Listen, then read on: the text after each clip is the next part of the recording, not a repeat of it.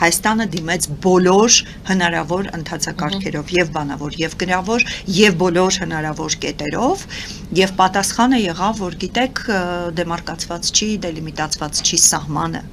մինչդեռ հարվածը եղել էր ջերմուկի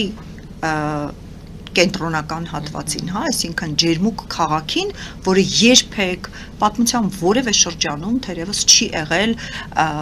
վիճելի տարածք, հա, ինքը սահմանային հատված չի,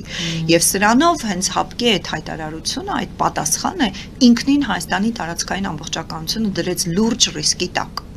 Եվ սա էր նաև պատճառը, եւ այդ պատճառը հետևանքային կապը հաճախ ուղակի կեղծում են, նաև ժամանակագրական կապն են կեղծում եւ ասում են դուք գնացիք Պրահայում